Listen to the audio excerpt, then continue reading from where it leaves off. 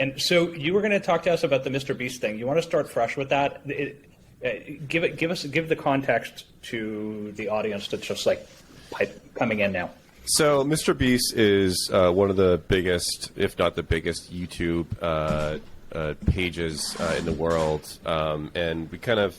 So it was an interesting post from Alex Lieberman, the CEO or co-founding of Morning Brew, who kind of went through all of the different ways that he is monetizing. I thought it was really interesting from a tech perspective, but also just kind of going through the influencer business model from like potentially a venture perspective. So Mr. Beast is also looking to raise like a venture round. So he's roughly doing. Alex looks like he's kind of breaking down all of the different channels that he's monetizing on, doing $120 million a year.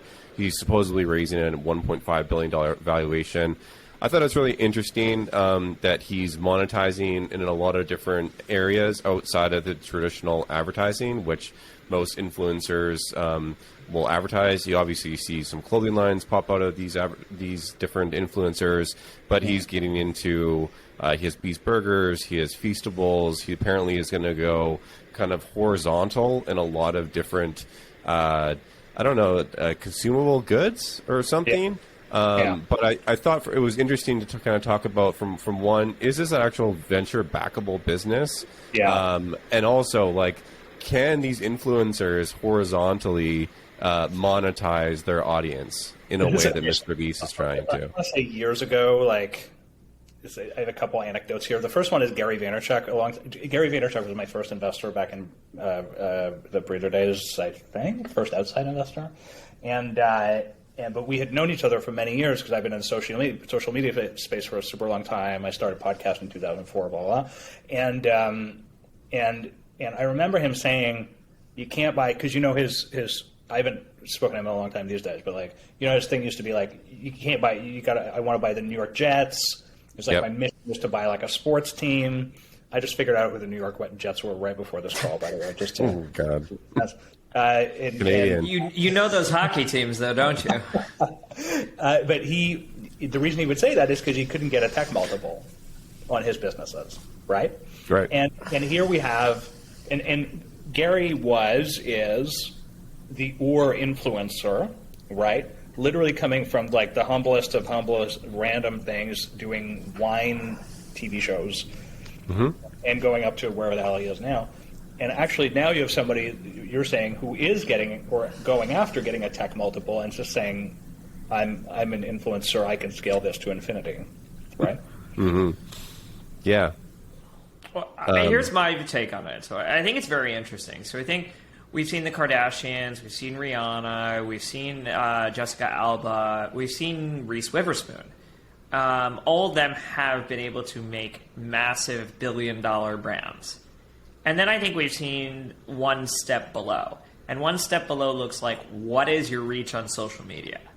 And if you have 25 million plus followers on Instagram, you can pretty much market anything if you put your mind to it.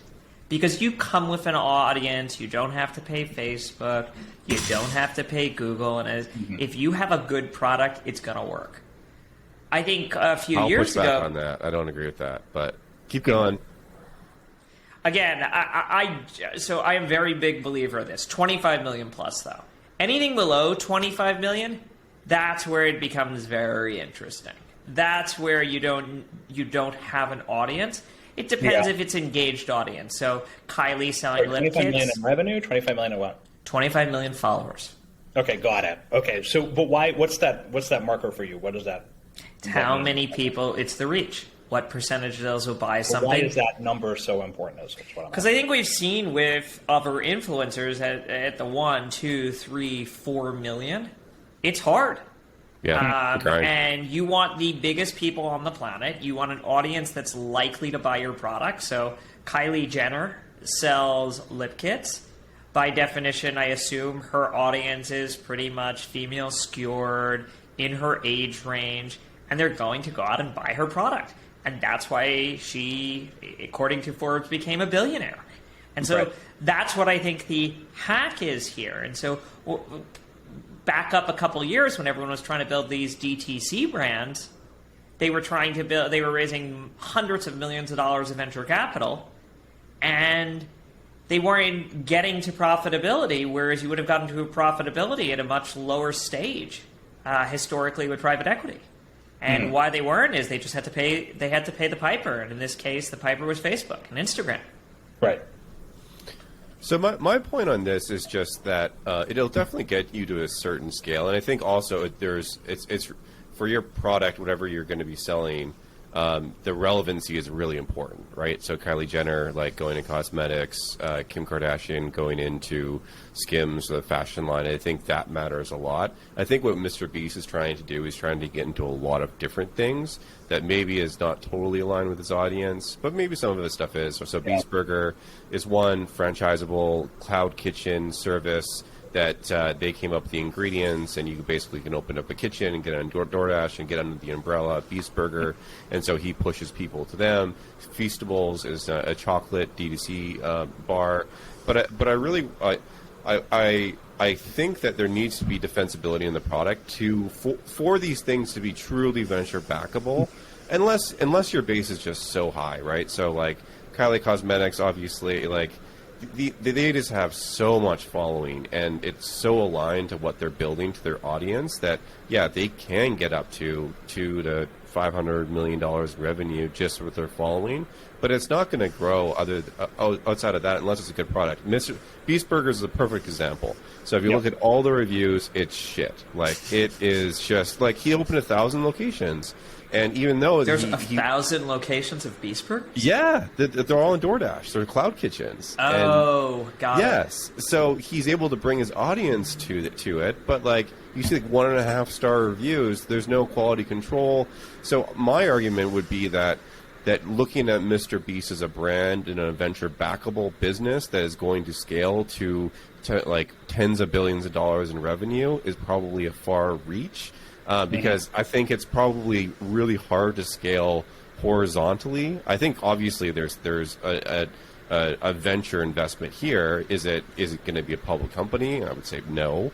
But I think that he's testing the limits of what these different influencers can possibly do. But I think it makes a ton of sense if your following's aligned and to get that initial bump. I think that outside of that, your product needs to really stand on its own. And I look at the great products that we use today. They didn't come from maybe we heard about them from an influencer, but the reason that you go and you do repeat purchases or continue using them is because for the actual use of the product. Or it's cool. And I couldn't agree with you more, for what it's worth. I mean, inherent in my assumption was you have a good product. If you have a crap product, if I'm going to sell you uncooked beef, I'm not going to want to go back to the burger chain. But if you've got the good product, and I don't know enough about Mr. Beats' burger chain, and you've got the reach, well, you may have a very killer success and a killer business model there. Maybe, but this is a side gig for them, right? Like, they're in the business of like entertaining people, and so can you hire a team that's going to go and create these different things? Sure. And you definitely are going to get the benefit of the initial bump, right? And this kind of goes into the next kind of topic that we wanted to talk about. Like, last episode, we talked about being the hype cycle. You get a bump from being that. Around product launches, you definitely get a bump from being that. But outside of there, when you're thinking about like building a venture scalable and returnable business, you need to have a product that is just outstanding. It's better than anybody else. And it's a sense that like you're going to run out of YouTube at some point. Yes, exactly. You're going to hit a ceiling. Unless you are the top 10 people on Instagram. That's it. Yeah. So it's like I think the ceiling is just a lot higher for those. I think there's still, of course, a ceiling for everything. And I would obviously argue that Kylie Cosmetics and Skims are definitely venture backable. Are they going to be Don't forget companies? Good American. Sure. Yeah. But most of the brands that we use are not backed by celebrities, and it's really up to the merits of the product and why we use them. So Kim Kardashian endorsed Nanit, the first company I started. Wow, that's and awesome. That was pretty amazing for us from a sales perspective. Are you actually saying, is this for real, Ryan? I'm 100% for real. We don't have as far as I know, we did not have a direct relationship, but she put it on one of her top 10 lists of favorite baby products. I believe it ran in People magazine. It was a few years ago. Yeah. And so I come to say from experience, it was a great bump. And it was a great endorsement. Could it be called a baby bump? Go on, please. Yeah. And so it's been great to watch that. I think the other thing that, Kevin, where I think DTC brands in general, celeb-driven, have a massive advantage is when it's click to purchase. Yes. So I didn't know they were ghost kitchens on DoorDash, and that is a click-to-purchase experience. But I think the interesting one is like Aviator Gin, Avion Tequila. Those are celebrity DTC brands that you have to go out and you have to go buy the alcohol. Whereas Kylie's Lip Kit, it's click-through commerce. And that is perfect for the Instagram or TikTok generation who'll just click, buy, done. Yeah. And then it comes down to, is the product good? The amount of stuff that gets bought on Instagram kind of blows my mind. Like, I'm just not one of those consumers. I'm not out there. I've invested in some of those companies, actually, but like somehow I've just never done those transactions myself. And just the amount of stuff that comes through just people that I know, and they're like, they're just like, oh yeah, I found it on Instagram, or like found it on some other thing, and it's just like shit in their house that's just coming through. TikTok. It's a gigantic percentage of what's going on, I think, yeah? I mean, that is my first company now. I mean, Instagram is a very large channel for us, and that is how most people found out about the brand. The secondary part is... multiple or what? Or no? Or yes? We get a tech multiple. Got the it. Secondary part of it... You also have a tech business, a subscription tech business on that as well. We don't sell fluffy pillows, so we are the leading baby monitor. We stream video, we track breathing, we track sleep, and we track movement, all from a video feed using computer vision. We're a software business, and we sell hardware. So I mean, that's the story. Yeah, I'm sure that's the story you told everyone. So we work with also a tech business. Can you talk to me about your first launch? I know because I know Vowel has a launch today, and congratulations on your launch. Congrats! Thanks. What I want to ask you about is, and I want to go through every single person, those of us that are here. I want to hear about like maybe the first launch that you ever had, or the shittiest one, or the best one you ever had. And Andy, excluding Vowel from your list, what is like a launch that you maybe felt was successful? What advice would you give someone who was doing a launch and how to do it right? So excuse me. I think everyone thinks a launch is going to be an overnight success. I think everyone reads TechCrunch and they think, I'm going to set this up and I'm going to put up a website and it's going to be like Robinhood and everyone's going to just click through and I'm going to have millions of people on the wait list. Or I guess the one before that was Dropbox. I think the reality of a launch is it takes a lot of work, it takes a lot of time, and it takes a lot today to get your name out there and your brand out there. After the launch, you have to have a great product, or at least have enough of an aha moment in the product that it gets people to want to stick around and tolerate your bugs. And I think the reality is most launches are great, they're a flash in the pan, but then you have to figure out some type of growth channel to actually grow your business. And yeah, every now and then you end up with Dropbox or Robinhood, but for the vast majority of the people and most first-time founders, especially the B2C or the prosumer space, it's a grind. It's day in and day out. I'm reminded of Copy.ai, the founder who was posting on Twitter every week his MRR number. And it got larger and larger every week, and it got people to follow him. But at the end of the day, most launches are, I'm going to tweet about it, I have an audience, it's a flash in the pan, and then you have to actually grow the business, and you need a reliable growth channel. Yeah. They may have heard about your product from that launch, and I hope it goes well to everyone who's listening. And look, I've launched 2 companies on Product Hunt, Nanit and Vowel. They were very tech focused. Nana did okay on Product Hunt. Val has done incredibly well. They're different audiences. Mm-hmm. And so, what went wrong at Nana when you did the launch, and do you what happens if something doesn't go on Product Hunt? Does your company die, Andy, or do you? No, I mean Nana's a baby monitor, so and it's not really the tech. It's not really your tech audience. So I mean, the audience of Product Hunt loves collaboration tools. Nana was heavily PR driven at the beginning. This was 2014. This was 2015. PR was very different. You could launch a company, get a bunch of PR, and we actually had a great product. And we were able to scale from there, and we had a wait list, and we dribbled it out over time. I think the reality is PR is, for most people, doesn't work anymore. For sure. Unless you're announcing your $1 billion Series A fundraise. Has everyone experienced having a PR agency, spending $20,000 on them per month, and then being like, what the fuck did I just do? And why did I spend that money? Yeah, I think because the first one that I hired actually worked. And then I hired the same person, and I actually do a lot of, instead of outbound PR, we do a lot of like internal comms, investor comms, so focus on that more than like trying to land stories on TechCrunch or something like that. But I knew more of like how the press cycle works. The way that I look at it is like launches or celeb endorsements or whatever. I think they do give you that bump, right? But you have to have the fundamentals of the business.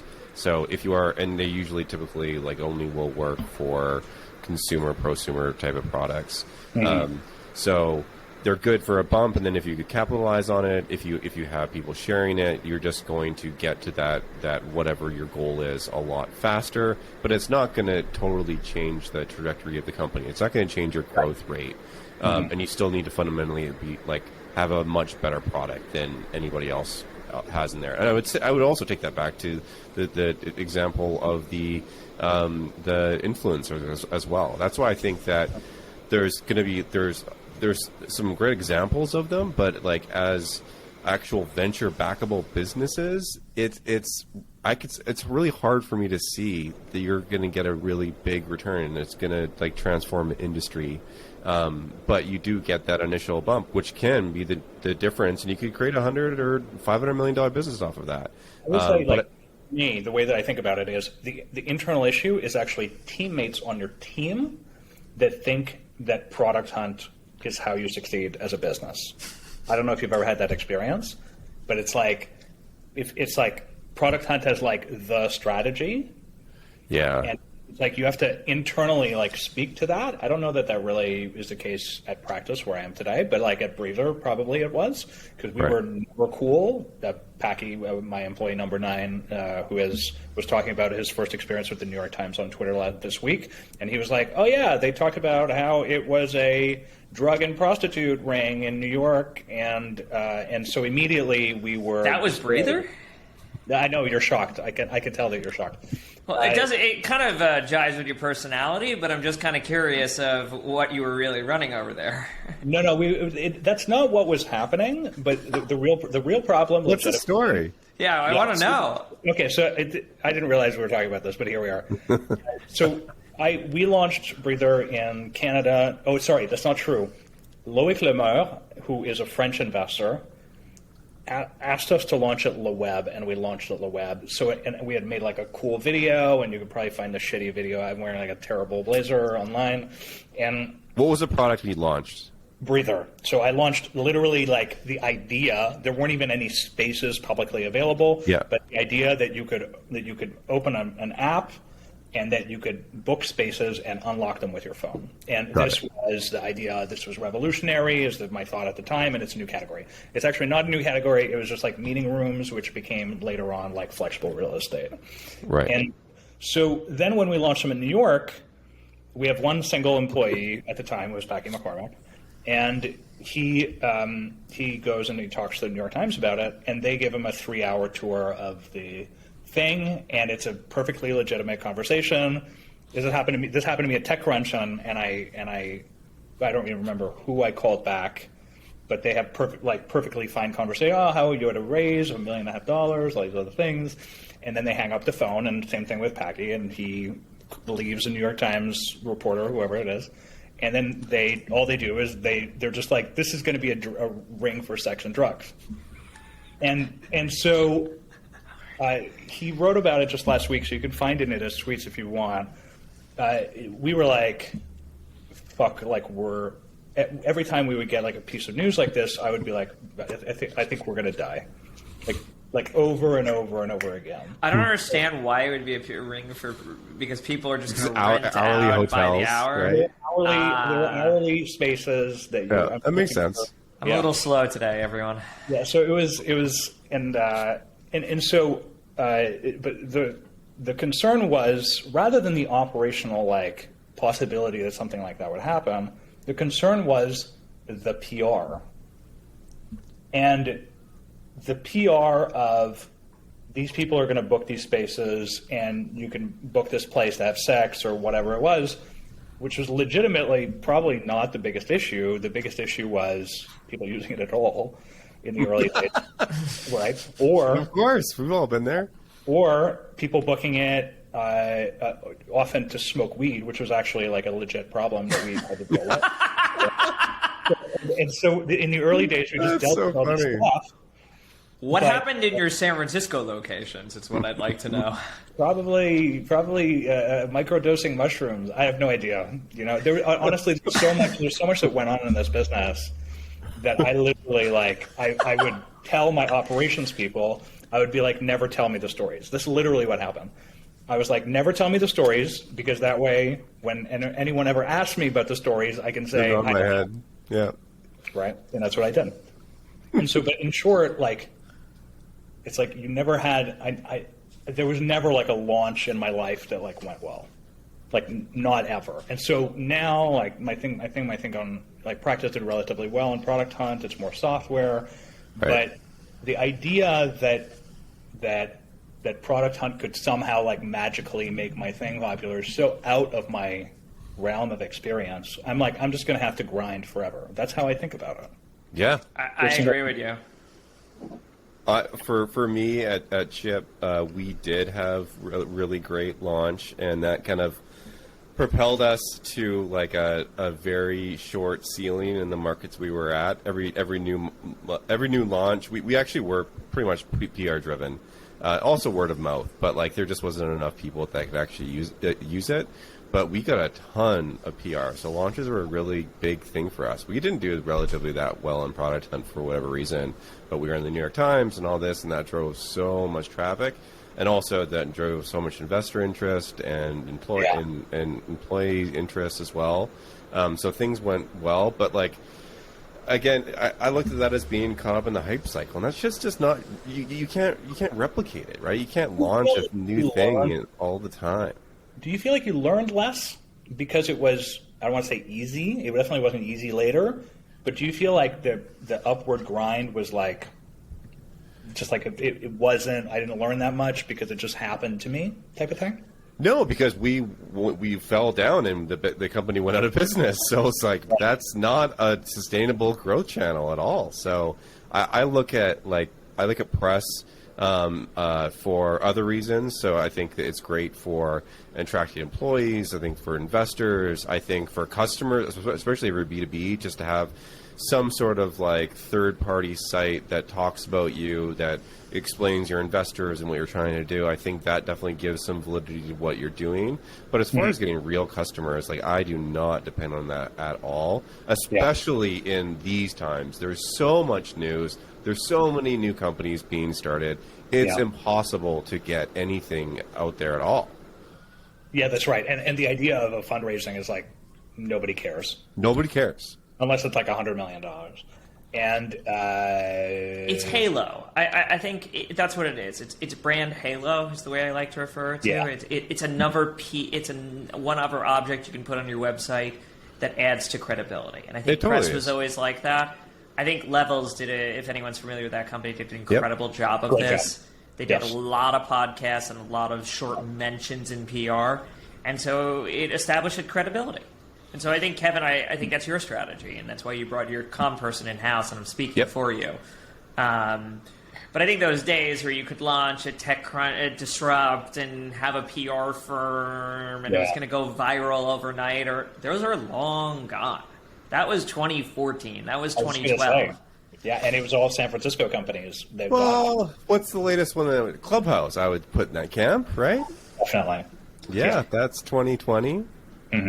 They had a ton of PR, and everybody was home, and they came crashing down to reality. And did you think that it was going to happen, or did you think that it was going to flame out at the time? I tried it. I was very intrigued by it, and I tried it, and I was just like, this is not sticking for me. I think there's going to be a percentage of people that have value in audio, like live audio, but it's just not for me, and I don't think it's going to be a mainstream use case. That was what I kind of came out of, and they capitalized on it. They raised a huge valuation. I think those founders actually took a ton of money off the table too, smartly probably. I have a lot of details into the story. I've known Andrew. Andrew led the round, and Andrew is my lead investor at Andreessen Horowitz.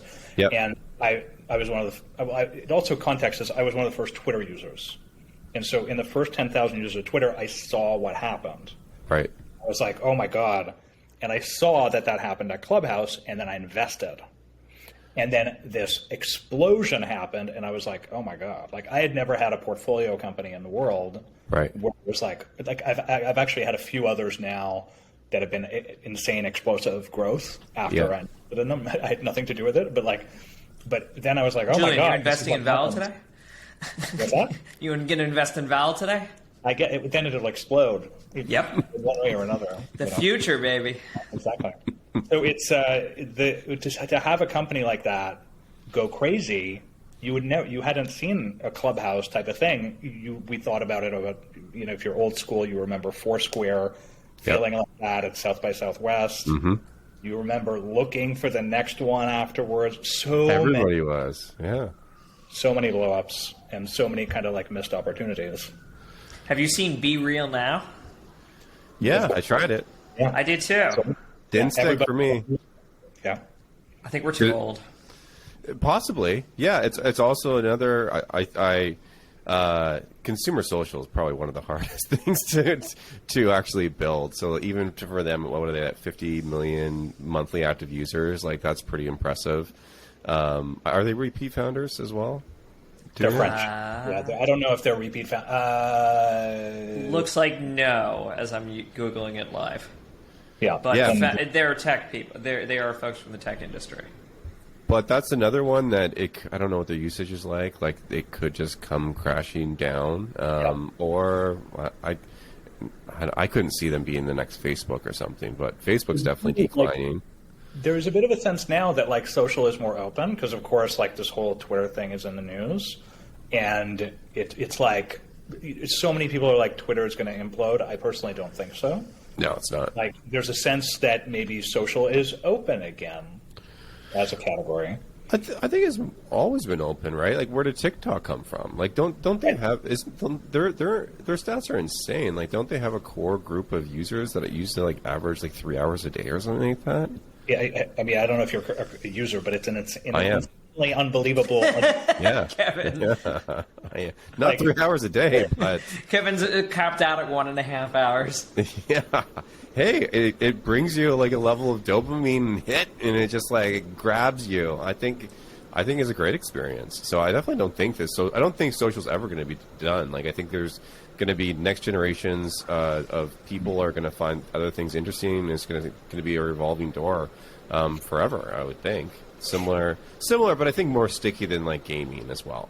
But it kind of that there's never going to be like the staying power, like because if you imagine Facebook and Instagram as two distinct waves. Yeah, right. Totally. You think of Snapchat as a wave, and then I mean maybe Clubhouse is like a mini wave in there somewhere. Maybe Be Real is a wave. TikTok is of course a giant wave, but it's not social in the same sense, even as people, because it's algorithmic. Nonetheless, it's a mega wave. Yep. It suggests that actually there's no continuity in these companies, and they don't survive. Oh, we don't know, but like that they're not going to survive the way like Amazon has survived, right? Or the way that Google. I was just thinking about this earlier. nobody thinks about Facebook and goes, oh man, I'm going to base my business and my channel, my go-to-market on Facebook in the same way. But they still do say, like, I'm going to build a channel, I'm going to build a business, and SEO is going to be one of my major channels. And what they're saying is Google is going to be the basis of my company. And so I'm wondering, like you don't have those piggybacks in the same way because these waves are not as sustainable. Well, I mean, people are successfully using TikTok very well. People successfully as growth channels. I mean, in B2B, Notion is the best example, and I don't think many people realize that. Yep. Outside of B2B, it's every consumer brand. And I think Instagram still works as a very viable channel. The interesting part is Facebook as a channel has changed dramatically. Remember, like Zynga started as a business built on top of Facebook. Sure. Right. All the social gaming companies did, and how far we have come. That was how you're going to acquire your user base. I'm going to get them on Facebook, and now I can't even. It's hard to fathom using it as a growth channel, but Instagram, yes. So very interesting. Yeah, I think all these companies have arcs. I think that even Amazon is, right. It's like Amazon's not going to last forever. Just like what was pre-Amazon as far as the retailers go. Like there's always going to be an arc. Like there's always like I don't know if you guys just saw Amazon missed their quarter. Jeff is not at the wheel anymore. Like what is this going to mean? Are they going to stop innovating? Are they going to be pressured in to start buying back a ton of stock from their investors, pump up their stock price, like give big bonuses to all the execs, stop innovating, and then leave the room open for some new innovative retailer? I think that they definitely have a lot longer of an arc than like a lot of these social. It seems like every new social product has a shorter and shorter arc. It'll be interesting to see what happens with TikTok. I feel like it's just got people by something, and it's just a very interesting way because you don't need to know anybody on there, and it just surfaces the best content and then attracts the best creators, and then I'm actually surprised that their advertising units aren't doing as well as they should be doing. I was interviewing someone for a growth lead recently. Yep. They were like, oh yeah, because it's harder to make an ad on TikTok. It's more complex. It takes more effort to make it work well. And I was interviewing someone, I don't think it really matters if I say it, from Evernote randomly. Yep. And they were like, oh yeah, TikTok basically like gave us $250,000 in order to be able to produce the ad so long as we spent whatever the amount was. Right. And so they are juicing is not the right word, but they're trying to make it so that it's like a self-service it can possibly be. It's really difficult to make a self-serve ad on TikTok the way you could make one on Twitter by saying some shit, probably, right? Yeah, totally. But different skill sets, different teams, they'll definitely adapt, I think. Mm-hmm. What do you guys use outside of like launching on Product Hunt? Like, how do you diversify the different growth channels now, knowing what's worked before in your previous company and now it's working now? So the famous one that I wrote on Medium and that ended up relatively popular back in the day is that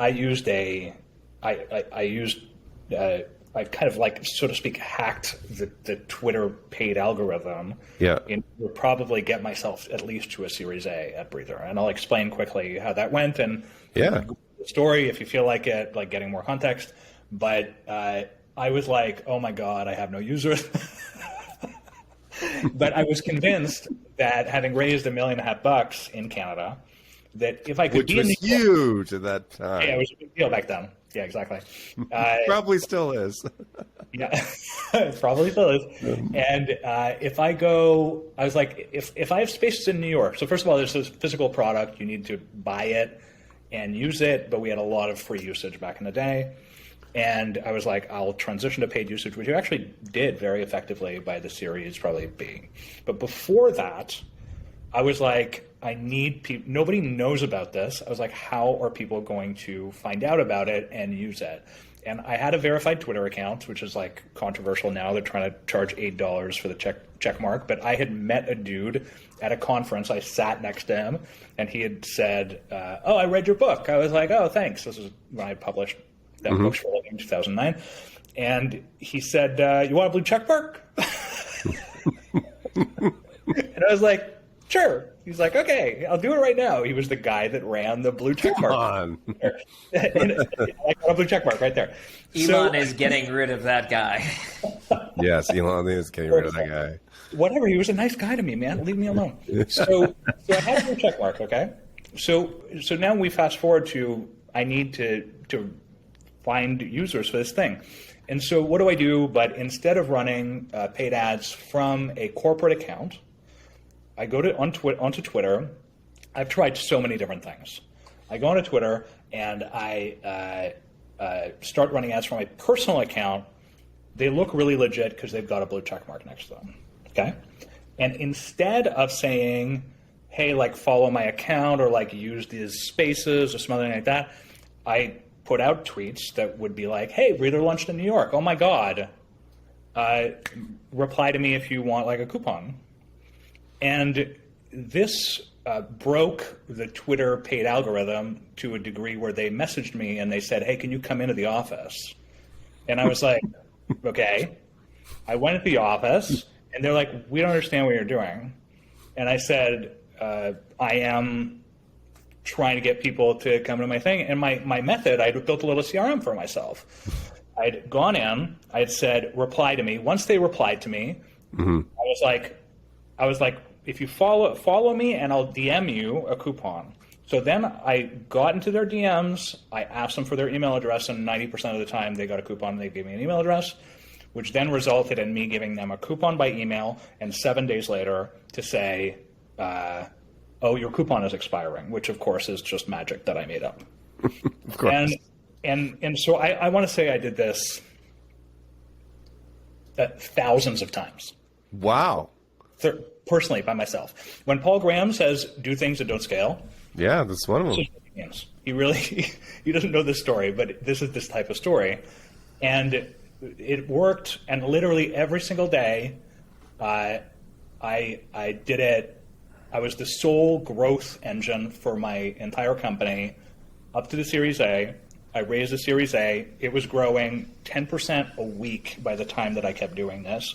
Wow. So it was like growing insanely fast, and then I handed it exhausted. I handed the system over to a guy, and eventually it stopped working.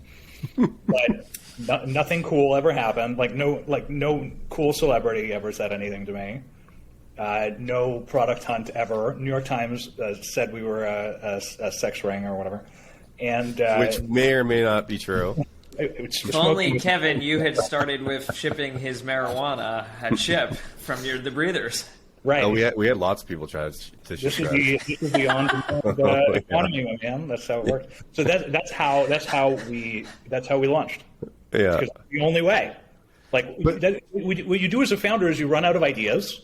Yeah. You get desperate. Right. And then you're like, fuck, we're going to die. And then you come up with something. And then you start. So now, how do you? So you learn that, and obviously you scale it. You raise more than a Series A. Yeah. How did you? You obviously look to diversify different channels. What did you learn from that, and what do you do now with your Practice? So at Practice, we ran it backwards from the financial model. Yeah. We said. So keep in mind, when I started Breather, I had never run a venture-backed business before. I had run an affiliate marketing business off of my podcast because I had a media kind of like thing going then. And so I only had affiliate marketing type of experience. And now coming here, first of all, the first thing I built is a tiny little team of go-to-market people. Kind of have sales, really good at talking to customers, and good at a set of channels. And then what we do is we work backwards from the financial model, and we say, well, it's a $350 a year customer. I might be going over people's heads that are listening to this, but whatever, you'll figure it out. No, go deep. It's like $350 to $500 a year customer. I was like, what channels are going to work? Right. And we just run backwards. Instead, it's instead of saying, well, we're going to build a business and then what can we sell? It's more like, we're going to serve this type of customer. How much is this customer going to ultimately pay us? And then work backwards and say, well, what are the channels that are going to make that happen? And for me, that has a clarity to it. Because what I want is I want the product, I want the marketing, and I want the financial model to all be aligned together. So that everything kind of makes sense for you. Like you have I don't even know what your LTV is for your customer, but you can like put sales on it and you can do all these things. So that is how I thought about it and still think about it at practice. But that's like that experience went through me at Breather by the Series C running like Subway ads in New York to give you a sense, right? So like millions of dollars were spent in lots of crazy ways to get to a place where I have kind of a rigorous way of thinking about it. How about you, Andy? I also think about it very similar to Julian. We look at what we think the LTV is. We look at what channel will look like. I've done the Reforge Growth course for founders. Well, I've actually not done the growth course for founders. I've done the basic Reforge Growth course. Nanit leaned heavily on PR and paid. It was a different time. I think we've all, in our previous companies, probably leaned on paid.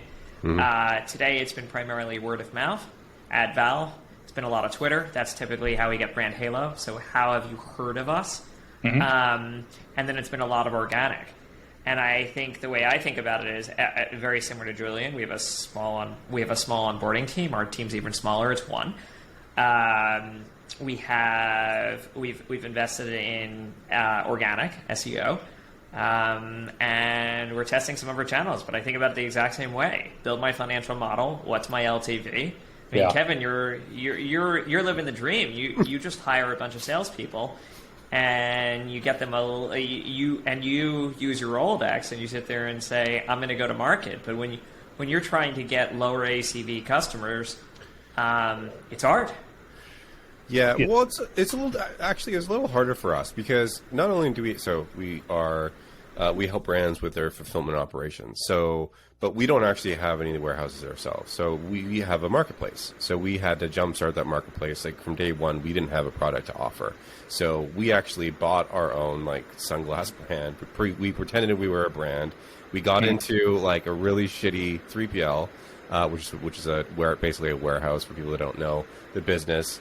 And then we just started selling our platform that was built on top of this one like really shitty 3PL they were using, and we just added more kind of SKUs to our customer profile for them. And then we had enough customers, then we went and sold to some other 3PLs, and then we had to go kind of from the bottom up. Like we could not go to a large established brand and be like, hey, we do this, because like we didn't have the partners that could actually support that. Like we were working with like basically like owner operator 3PLs, and so we've had to kind of have this balancing act between the supply side and the warehousing side, and the level of quality, capacity, number of warehouse locations they have, and then we have to grow and go up market on the demand side. So now, yes, we are able to service companies like Nanit. Now we have global presences with our partners, but like it was hard, and it was like it took us like probably like 3 years to get to the point where we had some decent partners, and so it was tough, and we did anything we could to get those early customers. I really believe you did it the right way. You dog-fooded like to a crazy degree, so that you understood the problems really intimately, right? I was going to ask you a question. How do you? I know we're like in the wild west of topics, but it's How do you make sure your team is like you did that dog fooding in day one? Okay, so now you're day 1,000. Yep. It's easy for Andy. He makes everybody use Vowel. It's not that complex. Right. I feel the customer's pain.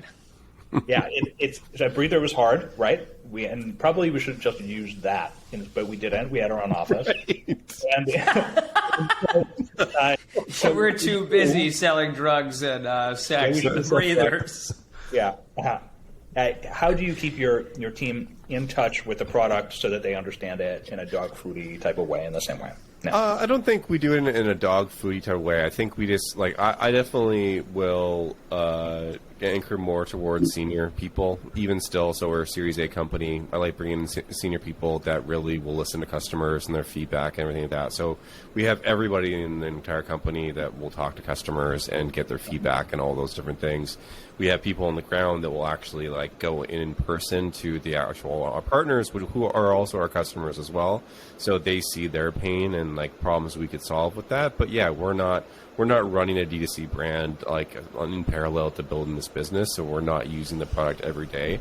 But I think that you could just hire really great people around you that can just talk to customers and put them first and make sure things don't go down and look at the right metrics and all those different things. But going back to the initial go-to-market, now we are at a point where luckily every single sales channel is available. We can eventually host conferences, and our LTV on customers is going to be in the tens of millions eventually. So we do have that. But it started with the tiniest customer, but also we were not optimizing for CAC versus LTV in the early days. Some investors pushed us to do that, but it's you don't even understand what the fuck our business is. It's we're just starting this. This is a marketplace. Once we go up market, it doesn't matter what that trade-off is today.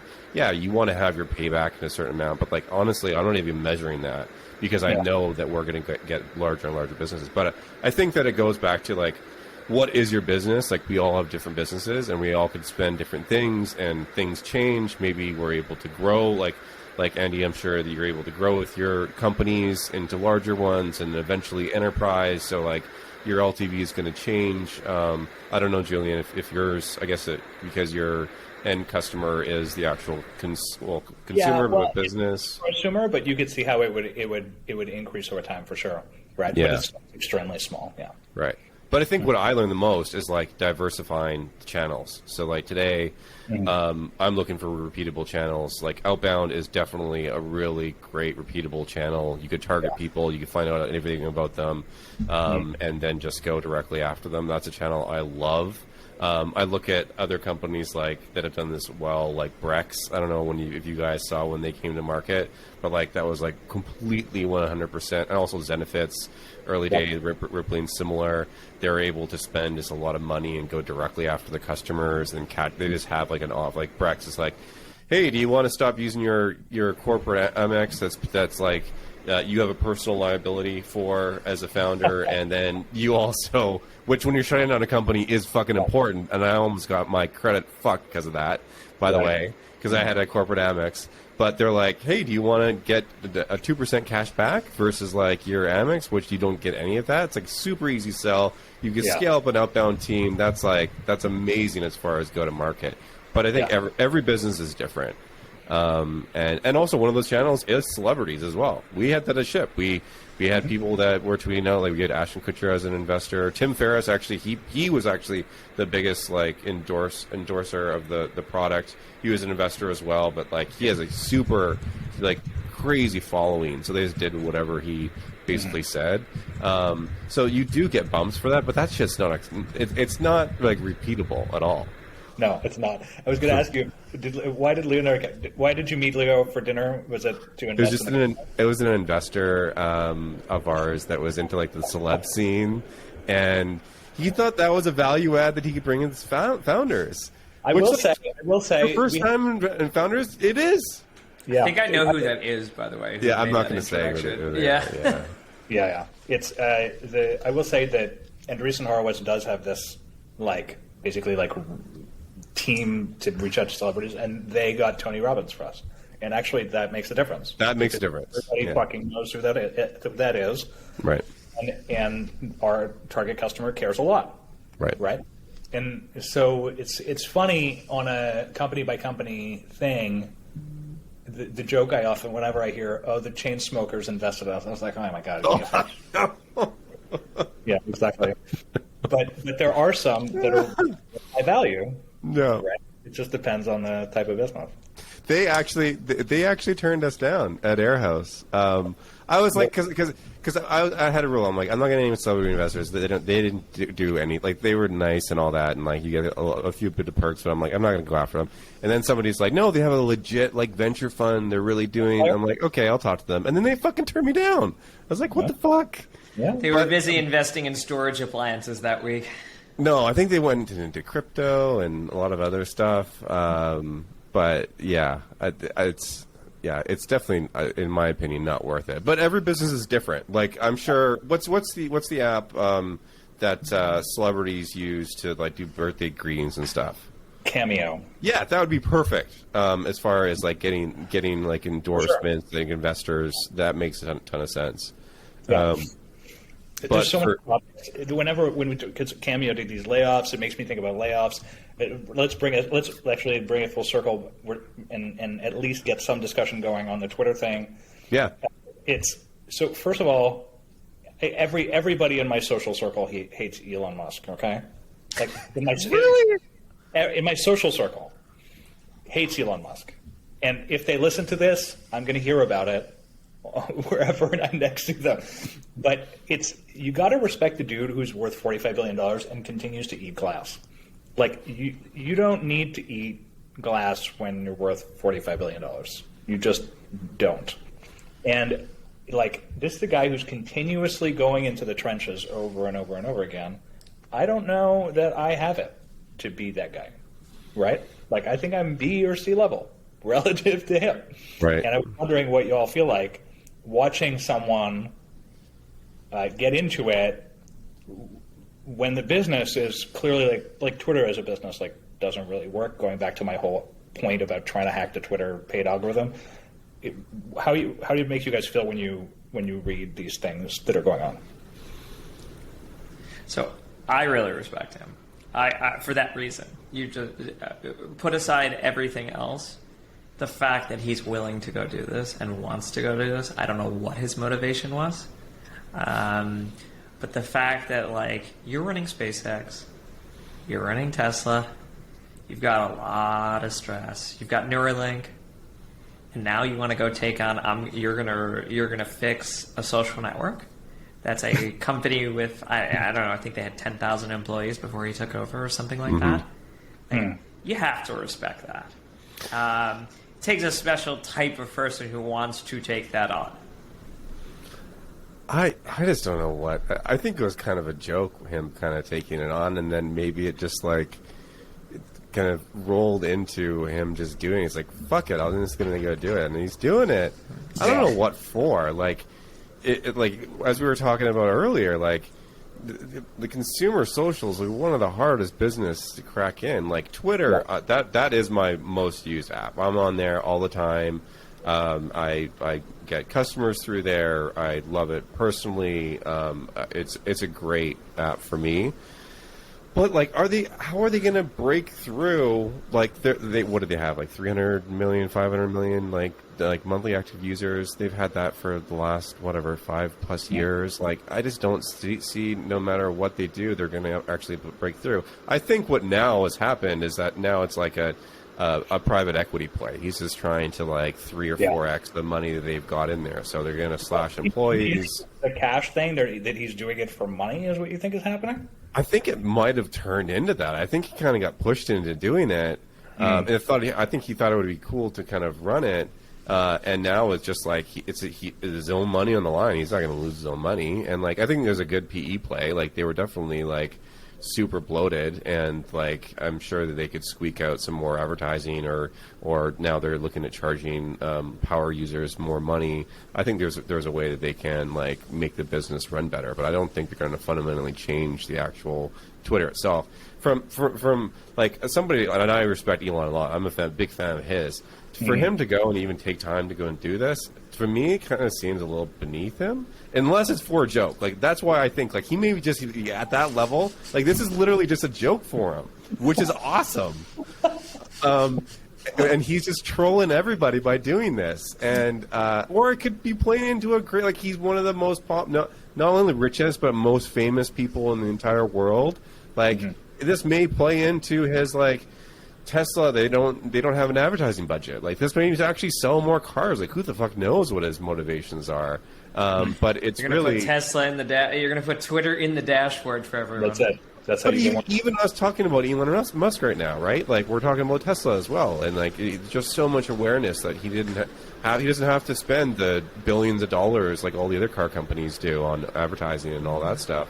So that may be a reason. I don't really know what drives him. I kind of do think it's kind of like a joke to him, and he's just like trolling everybody, which is like insane because he put up like $25 billion of his own money for like a joke.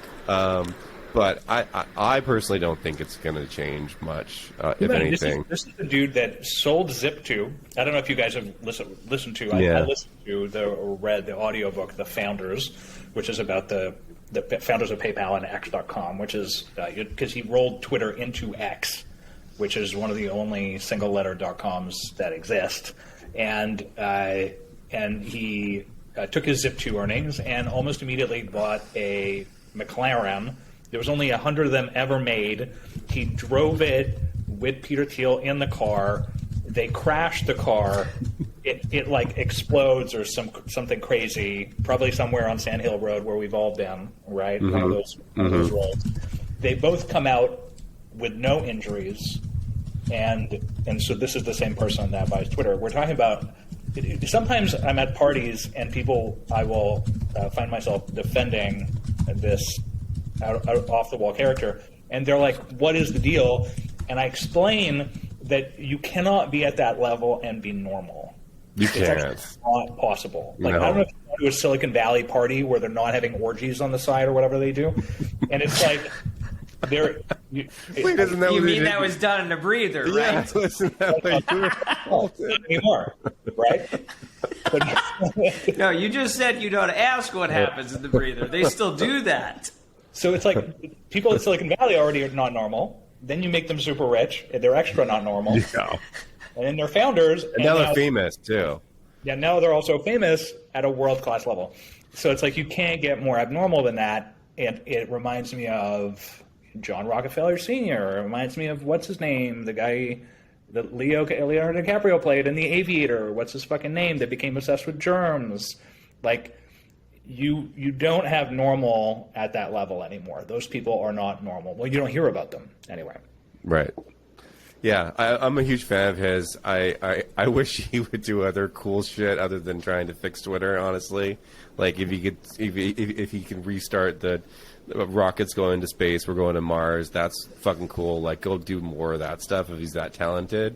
But we'll see. It's definitely entertaining, and it's the top of the news cycle right now.